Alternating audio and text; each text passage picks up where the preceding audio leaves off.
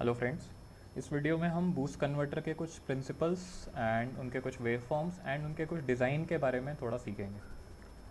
वैसे तो आप लोगों ने काफ़ी स्टैंडर्ड बुक्स में देख लिया होगा कि बूस्ट कन्वर्टर के बारे में क्या क्या जानने लायक चीज़ें हैं। काफ़ी जगहों से आपको फार्मूलाज भी मिल जाएंगे ऑनलाइन सोर्सेज से। तो most of the time online sources में या फिर आपने जो पढ़ा है आपके कोचिंग वगैरह या कॉलेज वगैरह में, उस टाइम जब हम पढ़ते हैं बूस्ट कन्वर्टर या किसी भी तरह का डीसी डीसी कन्वर्टर, तो they are mostly talking about ideal converters. Ideal converter वो कन्वर्टर होते हैं जिसमें जैसे उस केस में जैसे कि इंडक्टर का जो आर एल है वो ज़ीरो होगा, जो डायोड रेजिस्टेंस है वो ज़ीरो होगा, डायोड का फॉरवर्ड वोल्टेज ड्रॉप है वो ज़ीरो होगा, स्विच के अक्रॉस जो वोल्टेज ड्रॉप है वो ज़ीरो होगा। तो उस केस में क्या हो जाता है, हमारा जो बूस्ट कन्वर्टर है वो 100% एफिशिएंट होता है। बट प्रैक्टिकल केसेस में ऐसा होता नहीं है हमारे पास। सो जब हम प्रैक्टिकल केस है ही नहीं तो फिर उसको स्टडी करके वैसे तो for the sake of numericals, easy numericals कुछ कुछ होते हैं जहाँ पे हम अपने क्वेश्चन यूज़ कर सकते हैं एंड वो हो जाता है। बट आइडियली अगर हमको पढ़ना है सही से, तो we should consider about practical applications and we should consider the practical aspect. So अगर उस केस में आप बूस्ट कन्वर्टर के बारे में, मैं ये अज्यूम करके चल रहा हूँ कि आप लोगों को थोड़ा बेसिक आइडिया तो है, यानी उसका प्रिंसिपल ऑफ ऑपरेशन भले ही उतना अच्छे से ना पता हो, बट एटलीस्ट उसका फॉर्मूला जो कि सब लोग रट लेते हैं, वी आउट बाई वी इन, वो सबको पता होगा। तो जैसा कि आप जान रहे हैं, वी आउट बाई वी इन सबको पता है, 1/1 माइनस अल्फा होता है। अल्फा क्या होता है? ड्यूटी साइकिल होता है। वहाँ से जब हम 1 माइनस अल्फा को सॉल्व करेंगे तो वो आएगा V in by V out. फिर उस तरफ अल्फा को जब सॉल्व करेंगे तो V out minus V in upon V out आएगा। तो ये तो आइडियल बूस्ट कन्वर्टर के लिए हो गया। बट मैं यहाँ आइडियल बूस्ट कन्वर्टर की बात नहीं कर रहा हूँ, मैं यहाँ बात कर रहा हूँ प्रैक्टिकल बूस्ट कन्वर्टर की। प्रैक्टिकल बूस्ट कन्वर्टर में भी अगर देखें जाए तो ड्रॉप्स तो काफ़ी सारे हैं, जैसे एल के अक्रॉस ड्रॉप हो सकता है, सी के अक्रॉस भी ड्रॉप हो सकता है। बट मैं एल और सी को फिलहाल के लिए प्रैक्टिकल मान रहा हूँ, बिकॉज एल और सी को अगर इंक्लूड कर लिया तो काफ़ी ज़्यादा कॉम्प्लिकेशन हो जाएगा। So for the sake of simplicity, but still not that simple, I am only considering lossy switch and a lossy diode. जब भी आप फॉर्मूला अपना यूज़ करें, मैं आगे बक कन्वर्टर के लिए और बक बूस्ट कन्वर्टर दोनों के लिए वीडियो बनाऊंगा, वहाँ पे आप जब भी आप सॉल्व करें, आप स्टार्ट करें अपनी आइडियल इक्वेशन से। तो जब आप आइडियल इक्वेशन को सॉल्व करेंगे तो आपका जो अल्फ़ा आता है, अल्फ़ा को वी आउट और वी इन के टर्म्स में निकाल लीजिए। मोस्ट ऑफ द क्वेश्चंस में आपको वी इन और वी आउट दे के रखेगा, नहीं भी दिया तो अल्फ़ा दे देगा डायरेक्टली, तो वहाँ से आपका वी आउट आ जाएगा। एनीवे, अगर अल्फ़ा नहीं दिया, वी आउट और वी इन दिया है, तो आप अपना अल्फ़ा वी आउट और वी इन के टर्म्स में निकाल लीजिए। जैसे ही आप वी आउट और वी इन के टर्म्स में अल्फ़ा निकालते हैं, प्रैक्टिकल बूस्ट कन्वर्टर के लिए अगर आपको अल्फ़ा निकालना है तो आप क्या कीजिए, न्यूमरेटर में वी डी और डिनोमिनेटर में V D minus V S W add कर लीजिए। आई विल रिपीट, आपका जो आइडियल इक्वेशन थी वो क्या थी? V out minus V D, V out sorry alpha equal to V out minus V in upon V out, that's it. तो आप क्या कीजिए, न्यूमरेटर में वी डी कर लीजिए ऐड, और डिनोमिनेटर में V D minus V S W, V S W is nothing but switch voltage drop, उसको ऐड कर दीजिए। नाउ आप बोलेंगे कि वी डी तो पता है भाई, डायोड का voltage drop most of the time 0.7 volt होता है, बट वी एस डब्ल्यू कैसे निकालें? वी एस डब्ल्यू निकालने के लिए भी मैं आपको बताऊंगा। अगर आपका स्विच आइडियल नहीं है तो आपको आपके क्वेश्चन में आर डी, यानी कि on state voltage drop, on state resistance of MOSFET जो है दिया रहेगा। तो प्रैक्टिकल केसेस में जो हमारा मॉसफेट का ऑन स्टेट रेजिस्टेंस होता है दैट इज़ अराउंड 0.2 ओम। हम आगे एक न्यूमेरिकल भी सॉल्व करेंगे जिसमें मैं इसको 0.2 ओम रख के अपना क्वेश्चन को सॉल्व करूँगा, तो हम उसे वहाँ देखेंगे। एनीवे, जो प्रैक्टिकल हमारा जो अल्फ़ा है, जो प्रैक्टिकल अल्फ़ा जो हमारा किसी भी केस के लिए आया है, that will be V out minus V in plus V D upon V out plus V D minus V S W. Next हम ये देखेंगे कि हमारे जो ड्रॉप्स होते हैं या फिर हमारी जो ड्रॉप्स अक्रॉस एल, जैसे कि क्वेश्चंस में कई बार ऐसा होता है कि वो बोलता है कि डिराइव एक्सप्रेशन फॉर अल्फ़ा के लिए एक्सप्रेशन बोल देगा, उसके बाद वो कहता है कि जो वोल्टेज ड्रॉप्स हैं वो कैलकुलेट कीजिए। तो वोल्टेज ड्रॉप तो आप कैलकुलेट कर लेंगे, फिर लेकिन सेकंड जो प्रॉब्लम आती है वो आती है वेव फॉर्म बनाने में, कि वेव फॉर्म कैसे ड्रॉ करें। तो वेव फॉर्म ड्रॉ करने के लिए मैं स्टार्ट करता हूँ। आपके सबसे पहले आप स्विच को देखिए, स्विच कहाँ पे लगा है? स्विच लगा है यहाँ पे सेंटर में। और याद करने का तरीका बहुत ही सिंपल है, इंडक्टर हमेशा छोटे वाले वोल्टेज के पास लगता है। फॉर एग्जांपल बूस्ट कन्वर्टर में छोटा वोल्टेज कौन सा होता है? इनपुट वोल्टेज, क्योंकि इनपुट वोल्टेज कम होता है तो इंडक्टर हमेशा छोटे वोल्टेज के पास लगेगा। नेक्स्ट, डायोड जो है, ऑब्वियसली स्विच आपने बीच में लगा दिया है, इंडक्टर यहाँ है तो डायोड के लिए एक ही जगह बची। नेक्स्ट हम ये देखते हैं, जब स्विच क्लोज था तब क्या हो रहा था? तो जब स्विच क्लोज था तो हमारा ये वाला सर्किट कंप्लीट हो रहा था, करेक्ट? ये वाला जो मेरा ब्लू डॉटेड लाइन से आपको दिख रहा है। अभी जब ब्लू डॉटेड लाइन से आपको दिख रहा है जो ये वाला एक सर्किट कंप्लीट है, तब आपको डायोड को देखने की ज़रूरत नहीं है। क्यों? क्योंकि ये वाला पाथ तो शॉर्टेड है। अगर ये वाला पाथ शॉर्टेड है मतलब डायोड के एनोड पे 0 वोल्ट्स आ रहा है, एंड डायोड के कैथोड पे वी आउट आ रहा है, तो यानी डायोड तो रिवर्स बायस हो गया, यानी डायोड कंडक्ट करेगा ही नहीं। जब डायोड कंडक्ट नहीं करेगा तो डायोड के अक्रॉस जो वोल्टेज आना है वो ज़ीरो आना है, क्योंकि जब कंडक्ट ही नहीं कर रहा है। सो अभी मैं सिर्फ इस वोल्टेज पे टारगेट करूँगा। अगर आप इस सर्किट को देखें तो मेरे वी एल के इंडक्टर के अक्रॉस कितना वोल्टेज आ रहा है, एक तरफ वी इन और एक तरफ ज़ीरो, करेक्ट ना, बिकॉज ये तो शॉर्टेड है। तो जब ये शॉर्टेड है तो इंडक्टर के अक्रॉस वोल्टेज आ गया वी इन। मैं फटाफट एक वी इन का एक वोल्टेज बना लेता हूँ यहाँ पे ऑन कंडीशन में, ये मेरा ऑन कंडीशन है।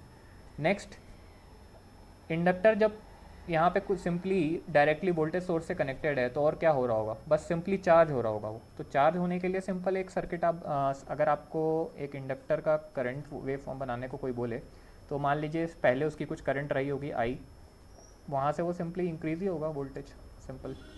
और कुछ स्ट्रेट लाइन भी हो सकता है, अगर इंडक्टर में रेजिस्टेंस दिया है तो कर्व भी हो सकता है, एनीवे वो मत देखिए। सिंपली एक इंक्रीजिंग स्ट्रेट लाइन आप बना दीजिए, सिंपल। कैसे, L D I by D T is equal to B on, sorry B in, वहाँ से आ जाएगा D I by D T is equal to B in by L. अब अगर आप देखें तो डी आई की जगह आप लिखें डेल्टा आई और डी टी की जगह लिखें टी ऑन, तो ये देखेंगे अगर आप, तो this is nothing but a straight line equation, correct ना भाई। सिंपली टी ऑन के ऊपर डायरेक्टली डिपेंड कर रहा है ये। अगर डेल्टा आई को देखें तो टी ऑन जैसे ही होगा डेल्टा आई अपने मैक्सिमम पे पहुंच चुका होगा, यही होने वाला है। इंडक्टर यहाँ पे चार्ज हो गया और ये मेरी स्ट्रेट लाइन इक्वेशन बन गई।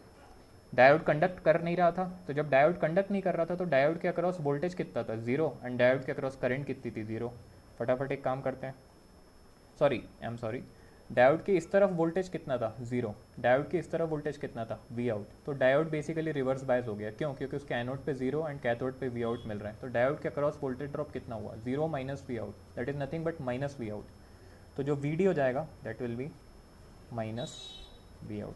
एंड जब डायोड कंडक्ट करेगा सेकंड, जो कि मैं नेक्स्ट साइकिल में बात करूँगा, एंड डायोड के अक्रॉस करंट तो ऑब्वियसली जीरो ही रहने वाली है, क्यों, क्योंकि डायोड कंडक्ट ही नहीं कर रहा था, तो करंट सिंपली उसको जीरो बना दीजिए।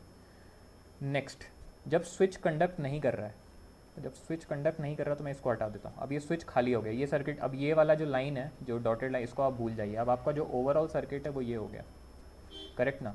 आप मैं ये जो बड़ी वाली डॉटेड लाइन्स है आप सिर्फ उसको देखिए। अब यहाँ पे जो ज़ीरो वोल्ट है वो नहीं रहा।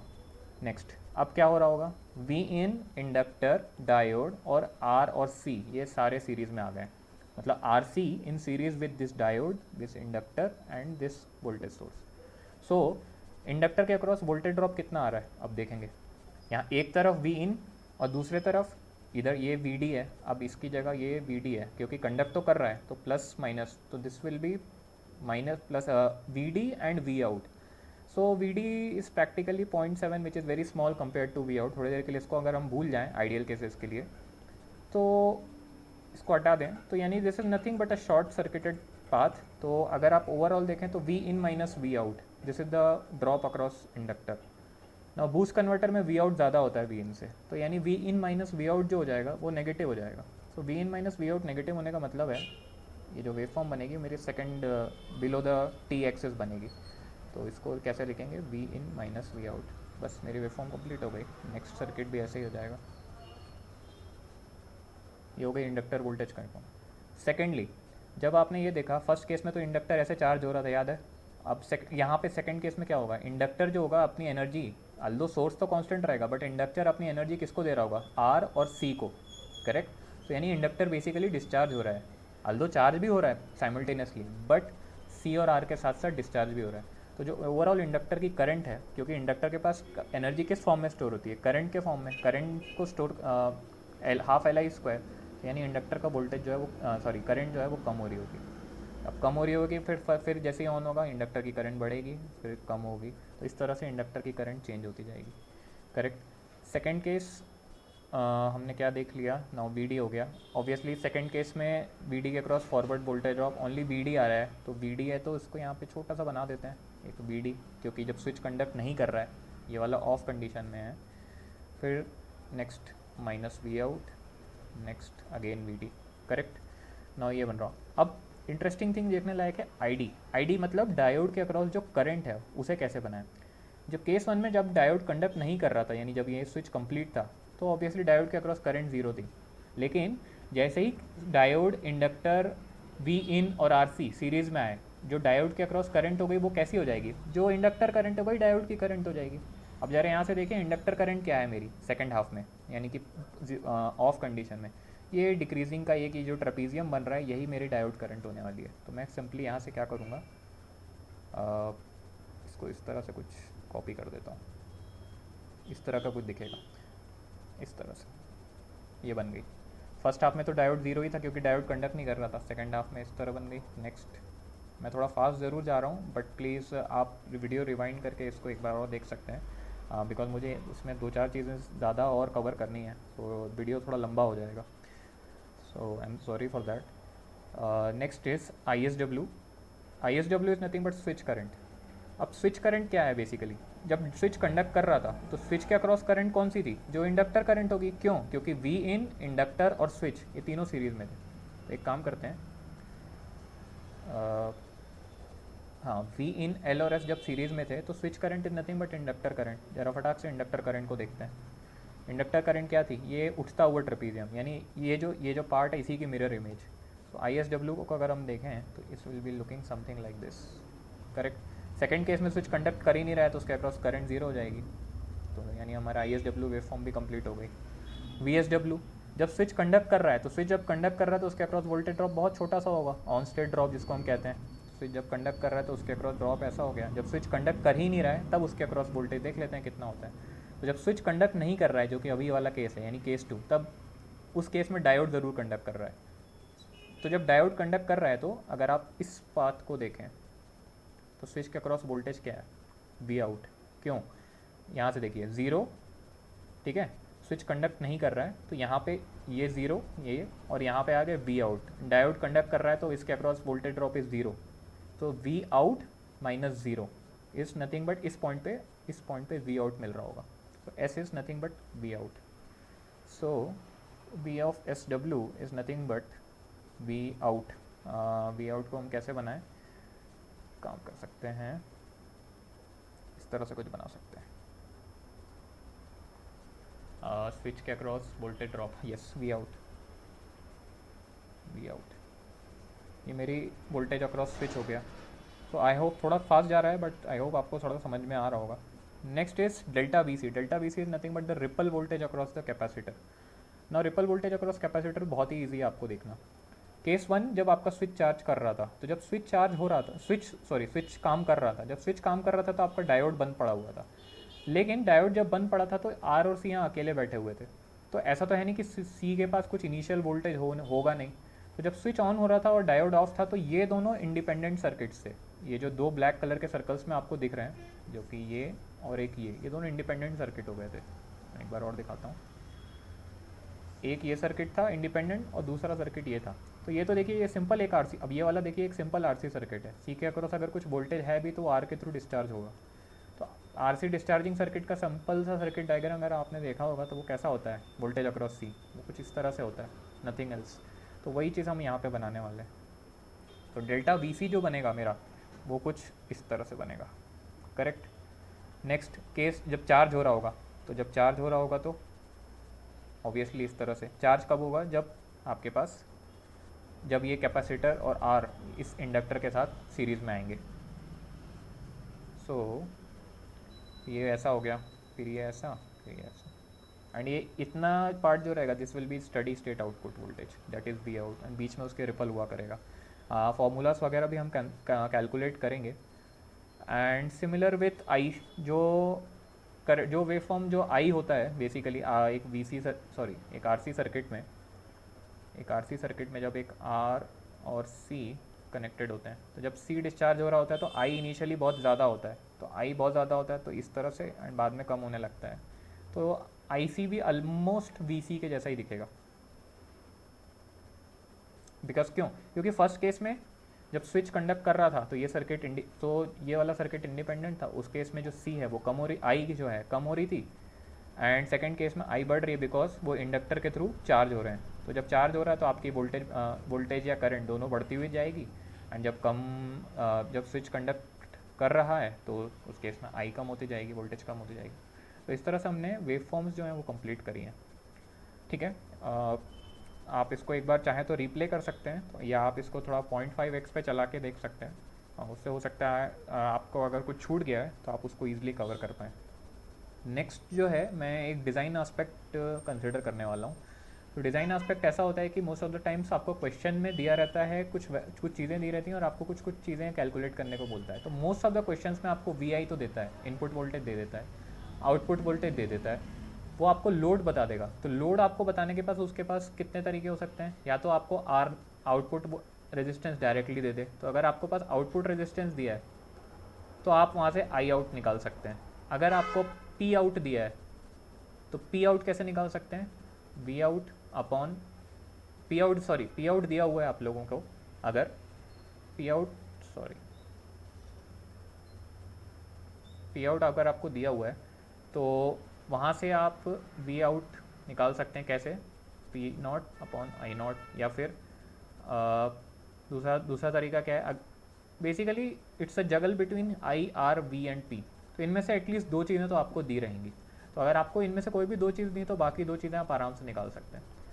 Next is frequency of operation, जो कि मोस्ट ऑफ द टाइम देता है। मैंने अपने केस में यहाँ पे 10,000 हर्ट्स कंसिडर करी हैं।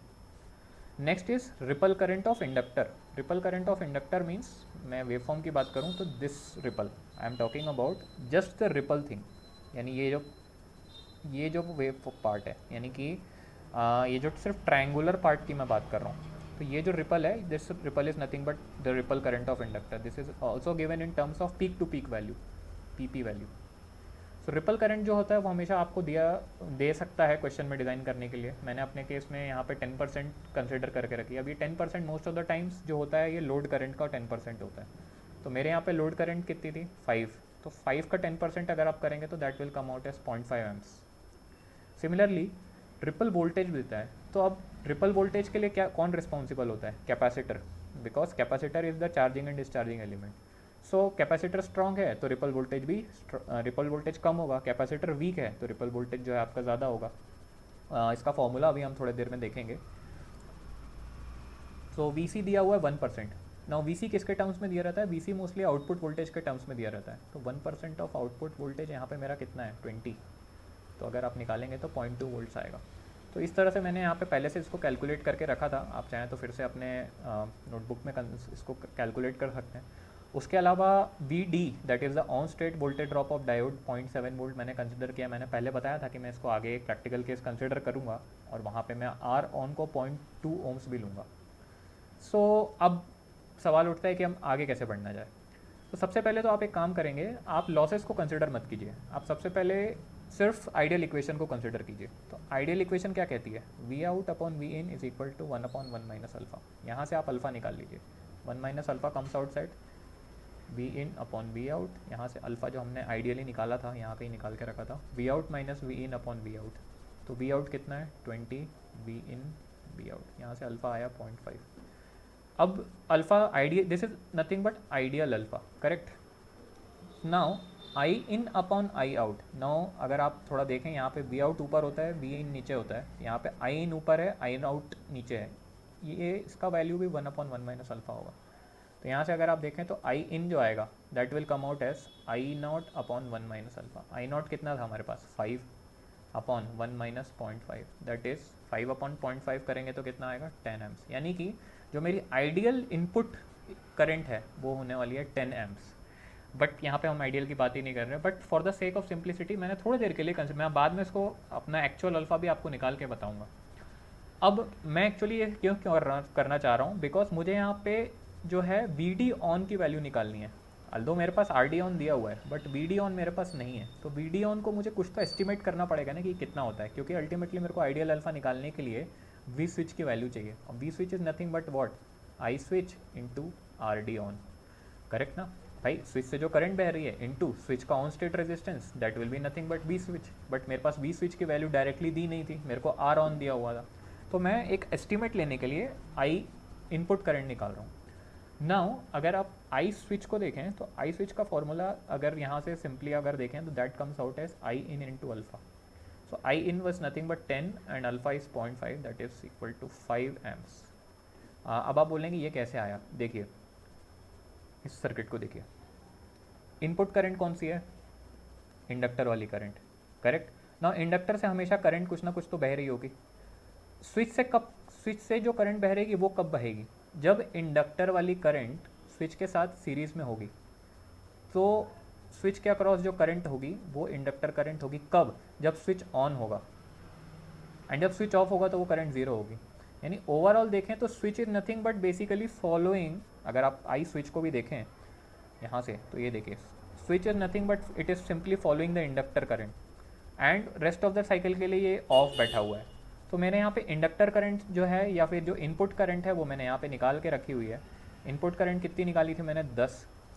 एंड अगर आप यूज़ करें उसको तो आई बेसिकली ये है कि आई इन जो है वो स्विच से बहती है, मोस्ट जितने टाइम बहती है आई इन बहती है। एंड कितने टाइम बहती है, T on upon T times. भाई अगर फ्रैक्शन की बात करें, क्योंकि टी ऑन के दौरान उससे आई टी बहती है and total period of operation is T, तो T on by T is nothing but alpha. So alpha I in जो है वहाँ से मैंने 5 एम्प्स निकाल लिया। सो वी स्विच जो मेरा है that will B 5 into 0.2 that is 1 volts. तो ये मैंने एक टेंटेटिव वैल्यू निकाल के रख ली अपनी वी स्विच की, 1 वोल्ट। अब मैं यहाँ से अपना एक्चुअल अल्फ़ा निकालूंगा। तो अल्फ़ा कैसा होता था, यहाँ ये फार्मूला मैं यहाँ से कॉपी कर लेता हूँ, सॉरी इसको मैं कॉपी कर लेता हूँ। नाउ अब यहाँ पे मैं सिंपल वैल्यू सब्स्टिट्यूट कर देता हूँ। बी आउट मैं कितना एक्सपेक्ट कर रहा हूँ, 20। बी इन कितना है ये 10। बी डी कितना है 0.7। B out 10, B D 0.7 minus V switch कितना आया है 1 वोल्ट्स। अगर आप यहाँ से इसको सॉल्व करेंगे तो that will come out as कितना आएगा भाई, 10 प्लस 7 20 माइनस 1 19.7। तो this will come as this comes out at 0.5431, let is 54.3% आपका अल्फ़ा यानी ड्यूटी साइकिल आएगा। This is the practical duty cycle that we have observe. मैंने आपको बोला था कि ड्यूटी साइकिल जो प्रैक्टिकल होता है वो थ्योरेटिकल ड्यूटी साइकिल से थोड़ा आगे पीछे आता है। अब मेरा जो थ्योरेटिकल ड्यूटी साइकिल आया था वो आया था 0.5 एंड मेरा प्रैक्टिकल ड्यूटी साइकिल आया है 0.5431। एंड इसी को यूज़ करते हुए मैं अपने एल और सी को डिज़ाइन करूँगा। एक बार मेरा एल और सी आ गया तो उसके बाद तो मेरा सर्किट कंप्लीट है। क्यों, क्योंकि स्विच तो मुझे दिया हुआ है, डायोड मुझे दिया हुआ है, बस मुझे एल और सी डिसाइड करना है, आर भी मुझे पता है। सो बूस्ट कन्वर्टर के लिए एल निकालने का जो फार्मूला होता है, सिंपल एक तरीके से हम निकाल सकते हैं। एल का जो फार्मूला होता है वो होता है alpha B in upon F del I L. ये सिंपल फार्मूला है, आप किसी भी बुक में आपको मिल जाएगा, आप इसको रट के रख लीजिए। तो अल्फ़ा की वैल्यू कितनी निकाल रखी है मैंने, 0.5431। बी इन कितना दिया हुआ था मैंने 10। एफ कितना दिया है 10,000 हर्ट्स। डेल्टा आई एल कितना निकाला था भाई 0.5 एम्प्स, तो 0.5 यहाँ निकाल लेते हैं। अगर आप इसको कैलकुलेट करें तो this will come out as 1.086 milli henry. Similarly अगर आप सी की बात करें तो सी का फॉर्मूला सिंपल सा है, रट सकते हैं आप इसको भी, ये भी बुक में मिल जाएगा। I out C upon F C, I out alpha upon F C. I out की वैल्यू कितनी दे रखी है 5 इंटू 0.5431 अपॉन एफ कितना दिया हुआ है 10,000। एंड सॉरी यहाँ पे डेल वी सी होना चाहिए था, डेल वी सी कितना दिया हुआ है 0.2।